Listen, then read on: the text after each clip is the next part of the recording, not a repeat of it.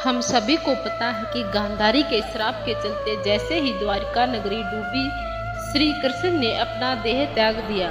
पर क्या आपने कभी सोचा है कि श्री कृष्ण की प्रिय, उनके दिल के सबसे करीब राधा रानी की मृत्यु कैसे हुई? आखिर उनकी अंतिम इच्छा क्या थी और उन्होंने श्री कृष्ण से ऐसा क्या मांग डाला जो आज भी चर्चा का विषय है? यह एक ऐसी प्रेम कहानी है जो समय से भी परे है। यह वो बंधन है जो तन से नहीं आत्माओं से जुड़ा है।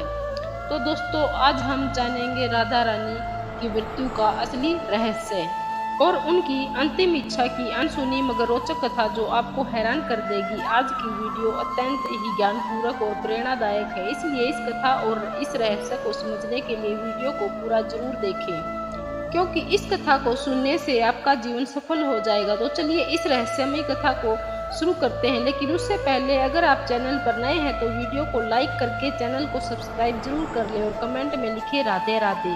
बरसाने की वो पुरानी पगडंडियां जहाँ पर कभी श्री कृष्ण अपनी लीलाएं किया करते थे, आज भी वहाँ एक गूंज बाकी थी, प्रेम की, हंसी की, बांसुरी की और उस दुख की जिसने युगों से प्रेमियों को जिंदा रखा है। पर इस कहानी की शुरुआत ना तो बरसाने की उन गलियों से होती है और ना ही वृंदावन से इस कथा की शुरुआत होती है।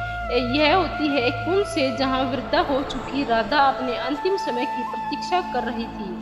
अब वह पुरानी वाली राधा नहीं रही, अब वह वृद्ध हो चुकी थी। उनका शरीर झुक चुका था, लेकिन आज भी उनका हृदय उस किशोरी राधा का था जो केवल श्री कृष्ण के लिए धड़कता था। उनके चेहरे पर झुर्रियां आ चुकी थी, लेकिन आज भी जब कोई बांसुरी बजाता तो उनके चेहरे पर रौनक आ जाती, एक हंसी सी छा जाती, मानो पुरानी यादें ताजा हो गई हों। कृष्ण जब मथुरा छोड़कर चले गए तब उनके वियोग में राधा ने ना तो किसी से विवाह किया और ना ही कहीं आश्रय लिया। वे अकेली ही वृंदावन में एक एकांत कुंज में रहने लगी। उनका दिनचर्या हर समय सामान्यतः रहता था। वे सूर्योदय के साथ उठती और यमुना के तट पर जाकर जल अर्पण करती, जिसके पश्चात वे वापस कुटिया में लौट जाती। दिन भर श्री कृष्ण के आने का इंतजार करती, मानो उन्हें पूरा विश्वास हो कि श्री कृष्ण एक दिन उनसे मिलने जरूर आएंगे। गांव वाले राधा को साध्वी समझते थे, उन्हें उनके बारे में कुछ नहीं पता था। वे नहीं जानते थे कि वह कौन है और कहां से आई है, पर सभी को यह बात पता थी कि वह जो भी हो, वह अपना सब कुछ केवल और केवल श्री कृष्ण को मानती है। एक दिन राधा अपने दैनिक दिनचर्या के तहत यमुना के तट पर जल अर्पण कर रही थी। तभी उन्होंने अचानक आसमान की ओर देखा। हवा में सन्नाटा सा छा गया और उनके हृदय में एक कपकपी सी दौड़ गई, मानो पूरा ब्रह्मांड उन्हें कुछ कहना चाह रहा हो। और उसी दिन शाम को वे अपनी कुटिया के बाहर तुलसी के पौधे के पास बैठ गई और उन्हें प्रणाम करते हुए कहा कि अब मेरे जाने का समय आ गया है, पर मैं यूं ही नहीं जाऊंगी। मैं तब तक नहीं जाऊंगी जब तक स्वयं श्री कृष्ण मुझे विदा ना कर दें। राधा ने कहा कि मैं अपना देह तभी त्यागूंगी जब श्री कृष्ण अपने साक्षात रूप में मेरे सामने आएंगे और प्रेम से मेरा नाम पुकारेंगे, राधे। उनकी यह इच्छा सुनकर गांव वाले चौंक गए और सोच में पड़ गए कि आखिर इतने बड़े राजा इस वृद्ध महिला से मिलने क्यों आएंगे। पर किसी ने भी राधा की भक्ति पर संदेह नहीं किया, क्योंकि उन्होंने जीवन भर सिर्फ प्रेम की परिभाषा को जिया था। उनके मन में श्री कृष्ण का अद्भुत प्रेम था और दूसरी तरफ द्वारिका में बैठे श्री कृष्ण जिनके पास सब कुछ था, पर फिर भी उनका दिल आज सूनापन झेल रहा था। कहते हैं ना कि सब कुछ पाकर भी आदमी के पास कुछ नहीं होता। आज श्री कृष्ण की हालत भी वैसे ही थी, लेकिन उन्हें अब अंदर से एक खिंचाव सा महसूस हो रहा था। उन्होंने अपनी आंखें बंद की और राधा की पुकार उनके कानों में गूंज पड़ी। इस पल श्री कृष्ण की आंखों में आंसू थे, पर हृदय में सुकून। उन्होंने तुरंत सब छोड़कर उसी पल एकांत कुंज की ओर प्रस्थान किया जहां राधा रानी उनका इंतजार कर रही थी। जब श्री कृष्ण वहां पहुंचे तो राधा कुटिया के बाहर तुलसी के पेड़ के पास बैठी हुई थी। उनकी आंखें बंद थी और वे ध्यान में लीन थी। कृष्ण ने धीरे से कहा, राधे। यह सब सुनकर राधा की आंखें खुली और उनके चेहरे पर एक चमक छा गई। उनकी आंखों में वह प्रेम था जो न कहा जा सकता था और न ही छुपाया जा सकता था। राधा मुस्कुराई और श्री कृष्ण से कहा, प्रभु, अब मेरे जाने का समय आ गया है। अब मेरी आत्मा केवल विश्राम चाहती है। यह सुनकर श्री कृष्ण ने राधा का हाथ थाम लिया। अब राधा की सांसें धीमे धीमे होने लगी और उन्होंने वही तुलसी के पेड़ के नीचे अपने प्राण त्याग दिए। किंतु यह अंत नहीं था। इसी पल वह रहस्य ने जन्म लिया जिसे सुनकर आप चौंक जाएंगे। राधा की आत्मा को तो मोक्ष मिल गया, पर उनके आखिरी शब्द अब भी श्री कृष्ण के कानों में गूंज रहे थे। राधा ने अपने अंतिम पलों में कहा था, प्रभु जब इस धरती से प्रेम का अर्थ मिटने लगेगा तब मैं फिर लौटूंगी। मुझे फिर जन्म लेना होगा, क्योंकि प्रेम जीवन का प्रमुख हिस्सा है और उसे मिटने नहीं दिया जा सकता। जहाँ राधा ने अपने देह त्यागी, वहाँ एक नया पौधा उगाया जो तुलसी से भी अधिक उज्जवल था, मानो कोई स्वर्गीय पौधा हो। गांव के लोग उसे राधा वृक्ष के नाम से पुकारने लगे और वहाँ पूजा पाठ करने पर किसी को पता था कि उस पौधे के नीचे एक रहस्य छुपा हुआ था। वह रहस्य था राधा के पुनर्जन्म का, जो आपको चकित कर देगा। कई युग बीतने के बाद जब प्रेम का मूल्य घटने लगा और लोग सिर्फ वासना में डूबने लगे, तब बरसाने से कुछ दूर एक साधारण किसान के घर में एक कन्या का जन्म हुआ। उस कन्या का नाम ललिता रखा गया, पर यह कोई साधारण कन्या नहीं थी। वह बिना किसी के सिखाए ही बांसुरी की मधुर धुन बजा लेती थी। उसकी बांसुरी की आवाज सुनते ही पेड़ों के पत्ते हिलने लगते और पक्षी झूम उठते। गांव के लोग कहने लगे कि यह कोई साधारण लड़की नहीं बल्कि किसी देवी का अवतार है। वे कहते कि इसे देखकर राधा की याद आ जाती है। ललिता जब 7 साल की हुई तो एक दिन वह यमुना के किनारे बैठी थी। उसी वक्त एक संत वहां से गुजरे। उन्होंने ललिता को देखा और जब उसकी आंखों में झांका तो वे मंत्रमुग्ध हो गई। उन्होंने कहा, वही आंखें, वही चंचल मुस्कान, राधा तुम लौट आई। ललिता को अक्सर सपने में एक सुंदर श्याम वर्ण पुरुष दिखाई देता, जो कोई और नहीं बल्कि श्री कृष्ण ही थे।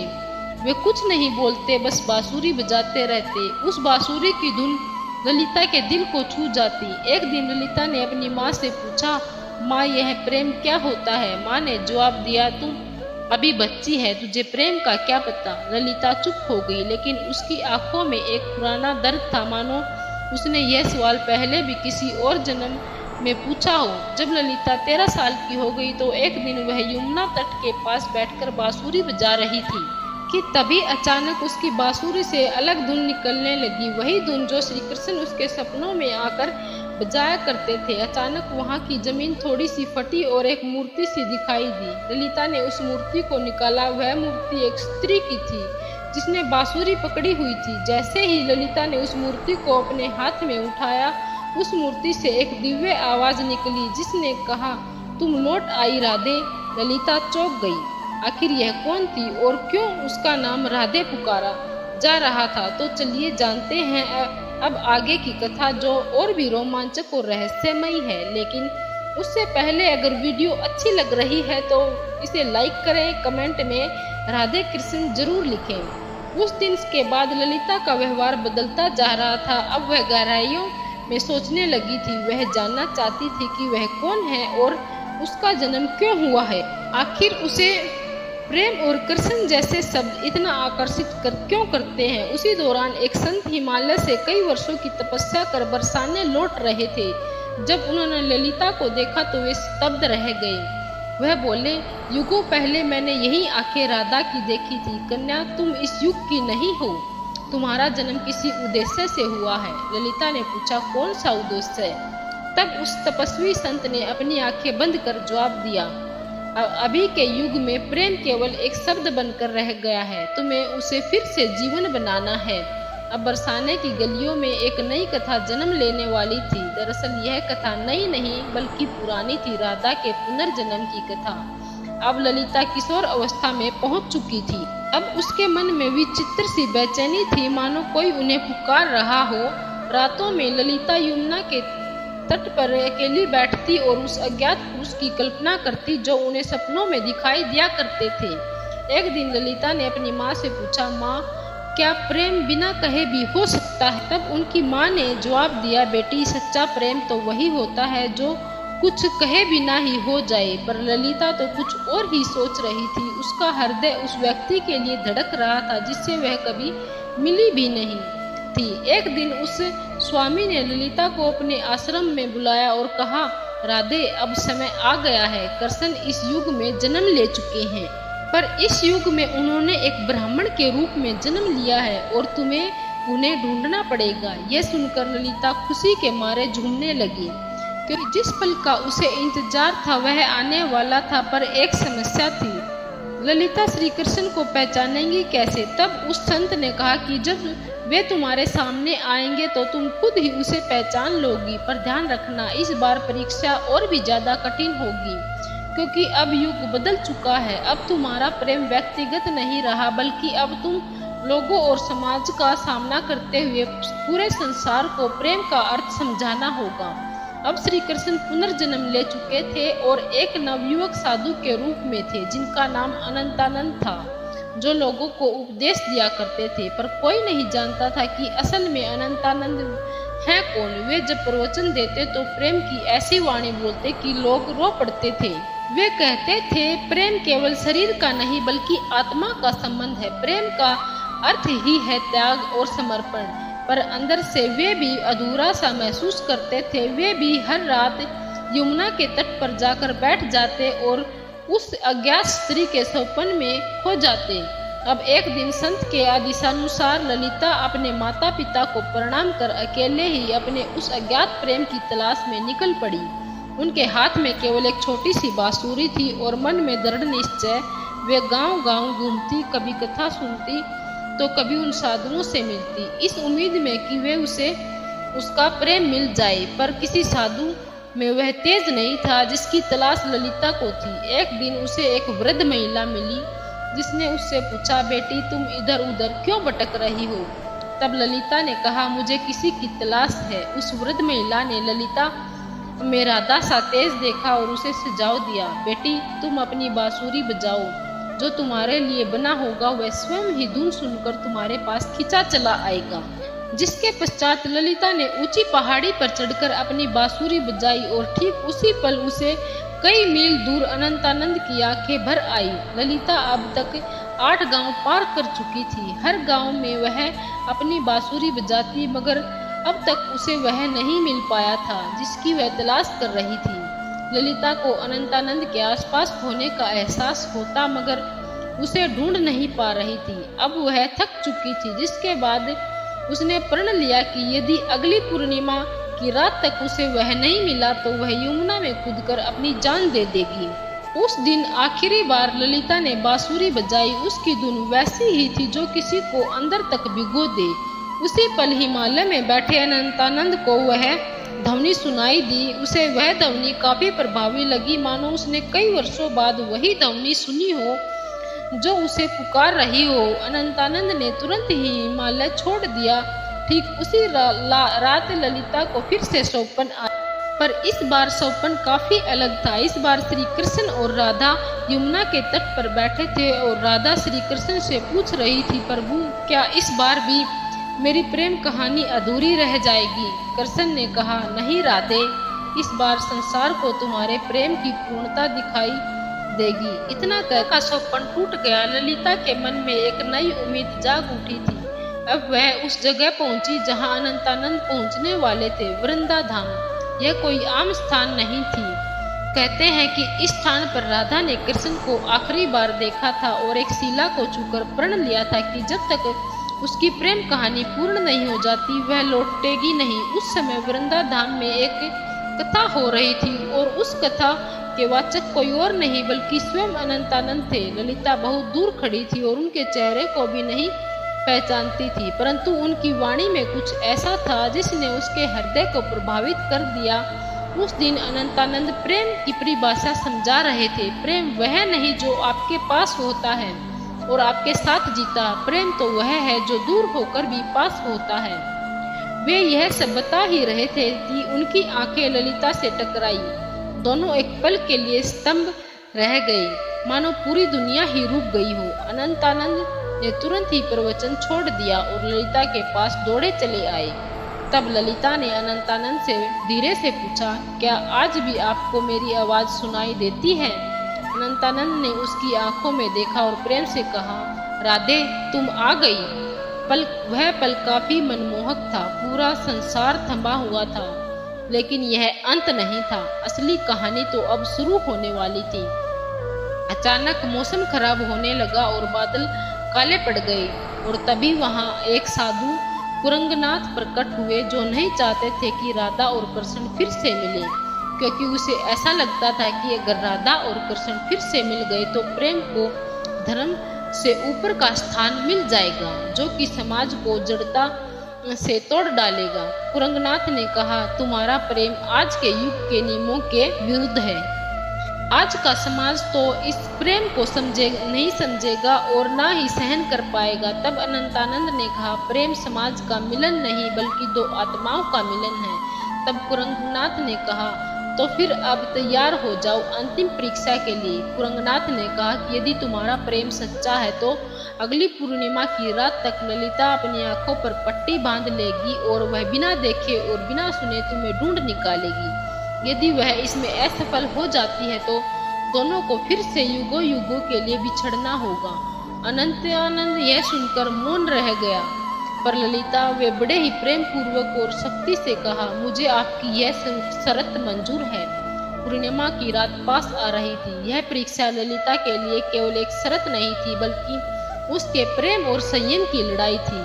वह खुद भी यह जानती थी कि बिना देखे सिर्फ मन और आत्मा से प्रेम किया जा सकता है या नहीं। अब उसने अपने नेत्रों पर पट्टी बांध ली और कसम खाई कि वह अब बिना किसी को नहीं देखेगी जब तक उसकी आत्मा उसे स्वयं श्री कृष्ण को ना दिखा दे। लोगों ने जब उसे ऐसा कहते देखा तो वे उसका मजाक उड़ाने लगे और कहने लगे कि आजकल की कन्याओं को तो सिर्फ नाटक करना आता है। लेकिन कुछ ऐसे भी थे जिन्होंने उसके इस प्रयास की तारीफ की और उसे हिम्मत दी और बोले, हे राधे, तुम इस युग में जरूर प्रेम को जीत दिलाओगी।